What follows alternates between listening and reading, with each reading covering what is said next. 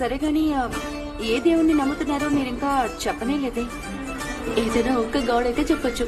మా రిలీజియన్ లో చాలా గాడ్స్ అండ్ గాడెసెస్ ఉన్నారు. I think Shiva is a big god. ఆయన భార్య చనిపోయిన తర్వాత ఆమెను భుజాల మీద వేసుకుని ఇండియా అంతా తిరిగి తిరిగి వచ్చాడు కదా.